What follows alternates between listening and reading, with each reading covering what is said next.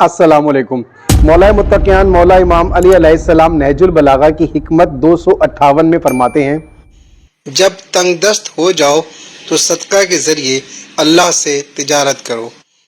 इस बात को अगर ऐसे लिया जाए कि 2 + 2 4 होते हैं और दो में से अगर एक निकाल दिया जाए तो एक रह जाता है, तो ये बात कभी भी समझ नहीं आती कि जो शख्स पहले से तंगदस्त है वो मजीद अगर किसी को कुछ दे देगा तो उसका भला कैसे होगा। लेकिन ये बात इस तरह से समझी जा सकती है कि सदका दो तरह से काम करता है। यानी तंगदस्ती की जो वजह होती है वो कोई ना कोई बुराई होती है, ना कोई ऐसी वजह होती है जो रिस्क के और उस शख्स के दरमियान में हाइल होती है।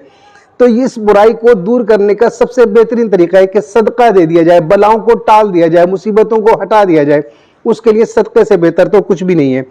इसके अलावा सदका दूसरी तरह से ऐसे काम करता है कि जब ये इंसान के हाथ से निकलकर किसी दूसरे के पास जाता है तो जाहिर है उसके लिए मसरत का बाइस होता है, उसकी किसी मुश्किल को दूर करता है और उसके दिल से निकलने वाली दुआ मुअस्सर साबित होती है और इस तरीके से वो बला, वो मुसीबत, वो तंगदस्ती उसकी दूर होती है और फिर रिस्क की फरावानी होती है और रोजी उस तक पहुंच जाती है। ये जो सदका है ये अल्लाह ताला से तिजारत के मुतरादिफ है और यकीनन जब तिजारत परवरदिगारे आलम से की जाए तो उसमें किसी भी तरह से नुकसान का तो कोई चांस ही नहीं है, कोई सवाल ही पैदा नहीं होता।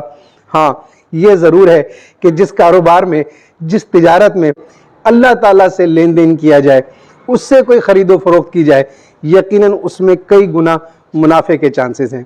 इसलिए हमेशा याद रखिए, जब भी कभी तंगदस्ती हो, कोई परेशानी ऐसी हो जो टल ना रही हो, कोई बुराई, कोई मुसीबत ऐसी हाइल हो जो अच्छाई की तरफ आपको ना जाने दे या अच्छाई को आप तक ना पहुंचने दे, ऐसी सूरत में सदका देकर, दूसरों का भला करके, किसी तरह से किसी की मदद करके आप अपनी बुराइयों को टाल सकते हैं। शुक्रिया।